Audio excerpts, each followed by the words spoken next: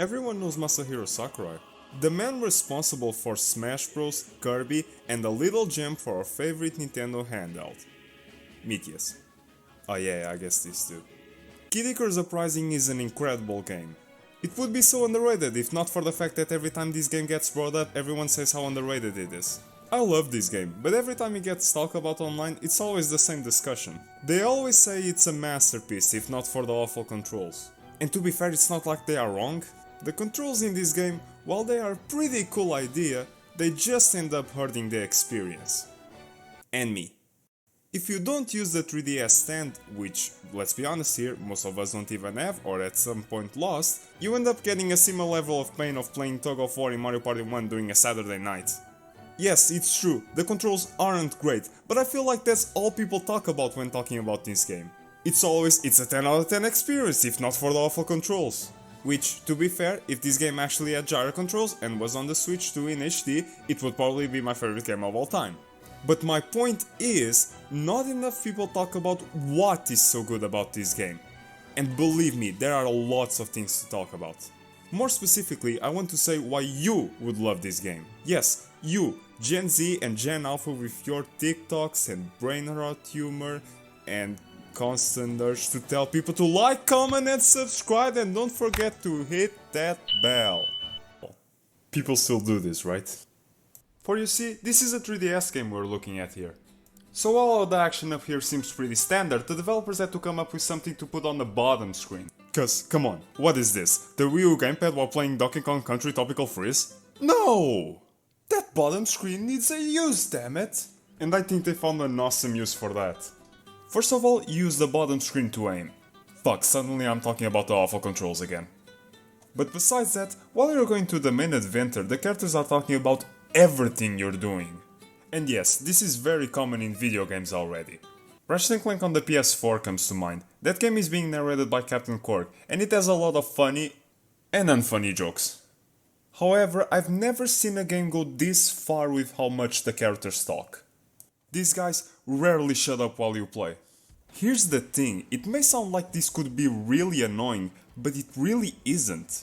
The bottom screen has beautiful artwork of the characters showing so much emotion in every line.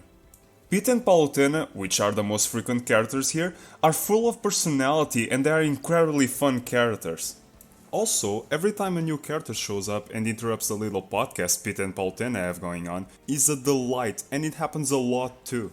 So many of these sequences can have humor that is so unlike Nintendo, and it can be very fourth wall breaking at times.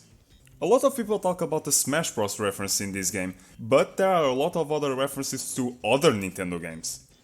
Mainly the original Kid Icarus, because we gotta remind people that this is a sequel. However, there's also a Nintendo Dogs line that's pretty funny. Quinn Bellows! Here, boy! Old Pit's gonna teach you even more new tricks! And if you're good, I'll take you for a walk!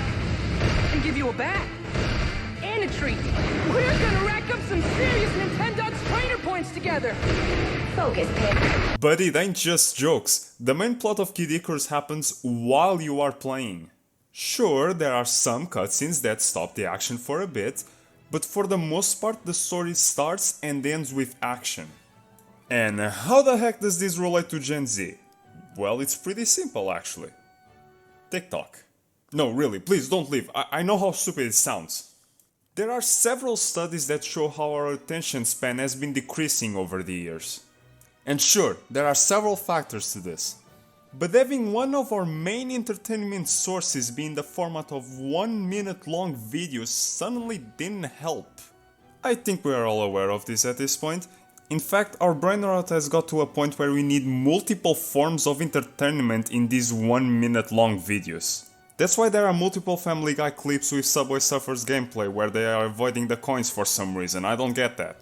It's honestly getting to a point where soon enough we will be watching The Heritage on theaters with Clash Royale occupying half of the screen. Because humans tend to have a higher attention span if they are subjugated to multiple low cognitive tasks. Like listening to music while doing chores, or listening to a podcast while playing video games. And that's where Kid Icarus Uprising fits in. If you are the type of person who likes to play video games while watching TV shows, YouTube videos or films, then you're not gonna need that for Kid Icarus Uprising. Cause this so-called background noise is implemented into the game itself. And with that, Sakurai created a game way ahead of its time. A video game for a generation that has been rotting their brain by allowing quick bursts of media and multitasking to take over. He also did the game to himself, cause if you watch the Sakurai Presents or his YouTube channel, you'd know Sakurai has two TVs in his living room, one for playing video games and the other to watch TV at the same time. That's right, Sakurai has a brain just as rotted as all of us, and he made a product to fit into our and his addiction. Bravo, Sakurai! It's just a shame your magnum opus never really got the recognition it deserved. But to be fair, the bad controls didn't help.